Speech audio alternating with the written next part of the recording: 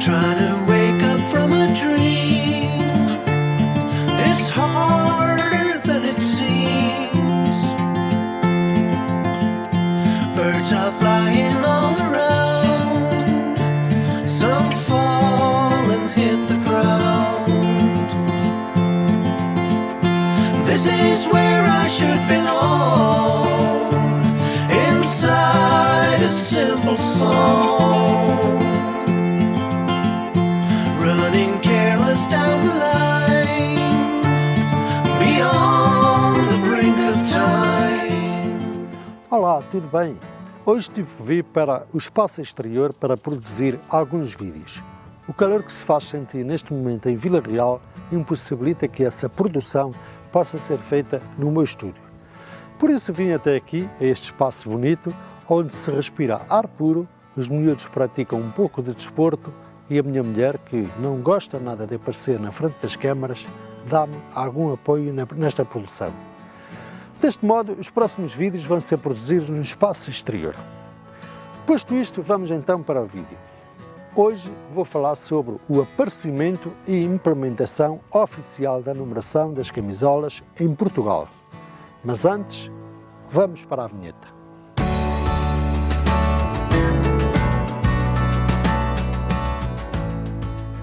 O meu nome é Pedro Cardona e no vídeo de hoje vou mostrar como é que o processo dos números nas camisolas evoluiu ao longo dos tempos no nosso país. Em 1948 são oficialmente introduzidos os números nas camisolas dos clubes em Portugal. Até então não eram usados quaisquer números. A exceção foi o Oriental de Lisboa que em 1946 apareceu nos seus jogos com os seus jogadores numerados de 1 a 11. No entanto, era visível já noutros países e seleções estrangeiras e aparecerem então, de uma maneira geral, com as costas numeradas das camisolas. Há registros de jogos das equipas e seleções portuguesas jogarem sem números contra coletividades estrangeiras com numeração. Também foi possível apurar imagens da seleção portuguesa com números nas costas antes da data da introdução oficial. Aconteceu num jogo com a Irlanda em 1947. Por exemplo, na imagem do jogo em que o Futebol Clube do Porto venceu brilhantemente o Arsenal, é perfeitamente visível que os jogadores portistas não envergam os números nas camisolas, ao contrário da seleção ou da equipa inglesa. Estávamos em maio de 1948. Pouco tempo depois, em julho do mesmo ano, surge a notícia em 2 jornais nacionais sobre a oficialização da numeração nas camisolas dos clubes portugueses. Nas notícias podemos ver traços bastante interessantes sobre o assunto, porque a inovação foi transmitida com a surpresa e sem aviso prévio aos clubes, o que tornou a missão bastante complicada a poucos dias do início da época. Na altura, as cores dos números poderiam ser apenas em 2 tonalidades, em branco ou em preto. Excepcionalmente, e com pedido prévio e justificado, poderia ser atribuída outra cor nas situações em que houvesse dificuldade em ver o número no equipamento e, por isso, mais tarde foram inseridas outras cores, o verde, o azul e o amarelo. Mas hoje vamos cingir-nos apenas ao ano de introdução dos números. Na notícia do jornal A Bola pode ler-se como deve ser feita essa numeração, respeitando a ordem desde a defesa ao ataque. A camisola do guarda-redes é dispensada de numeração por estar já identificada dentro do campo como uma camisola distinta dos restantes jogadores. Outra questão levantada é a da distribuição dos números seguindo o sistema WM, que praticamente não era usado em Portugal.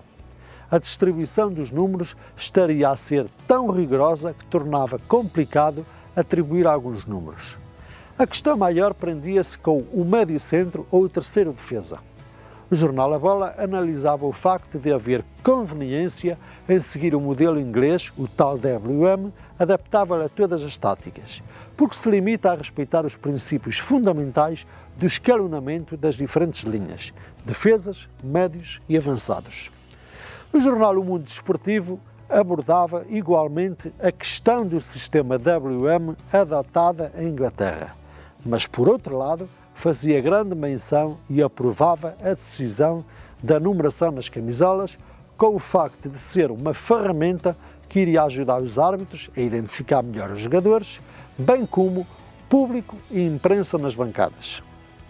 Este jornal propunha que fossem colocados nos estádios altifalantes para anunciar as equipas escalonadas para cada jogo ou, em alternativa, colocação de grandes painéis com as equipas numeradas de 1 a 11.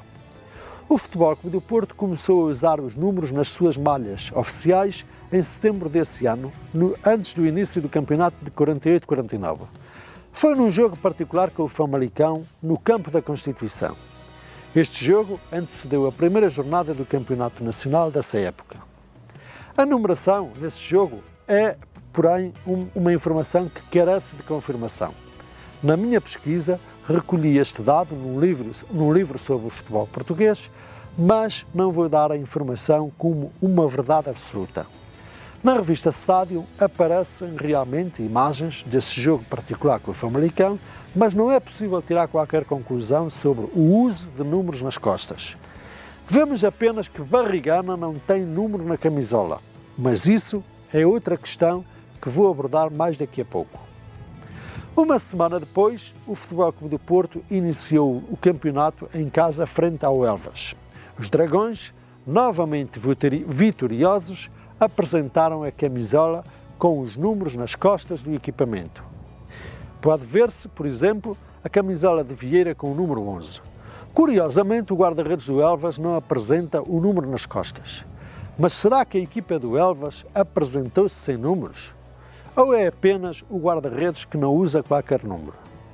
A resposta é dada na imagem do jogo do Futebol Clube do Porto contra o Olhanense na quarta jornada do mesmo Campeonato Nacional. Barrigana também não apresenta um número nas costas, ao contrário do avançado do Olhanense, com o número 9, e de Alfredo, com os 5, que ostentam os respectivos números nas costas das suas camisolas. Inicialmente, os guarda-redes não apareciam com a camisola numerada e há imensas imagens a confirmar essa constatação. Agora vou fazer uma pergunta. De que cor eram os números das camisolas do Futebol Clube do Porto no equipamento principal? Resposta: vermelhos. Os números nos equipamentos tradicionais do Futebol Clube do Porto foram sempre, mas sempre vermelhos e ininterruptamente desde 1948 até ao fim da época de 98-99. Houve clubes que optaram pelo branco, casos do Benfica, do Belenenses, do Sporting de Braga, do Atlético, entre outros. Outros escolheram o preto, como o Vitória de Guimarães, o Sporting e o Vitória de Setúbal. O Boa Vista, por exemplo, aplicou um pano branco de fundo nas costas com o número em preto por cima. De outra forma, seria difícil fazer notar-se o número no meio do xadrez. Pouco tempo depois, Sporting e Vitória de Setúbal adaptaram a mesma medida. A intenção era que o número sobressaísse no meio das faixas da camisola. Pelo seu lado, o Futebol Clube do Porto teve que escolher o vermelho. Porquê? A dedução parece-me simples. O branco não podia ser porque o local onde o número é colocado aparece a faixa central branca.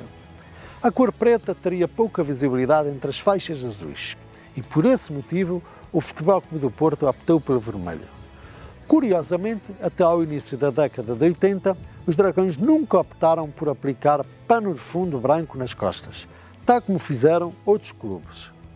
Brevemente, vou falar sobre este tema a nível mundial, porque a história é significativamente diferente e porque impõe-se perceber a origem da numeração das camisolas.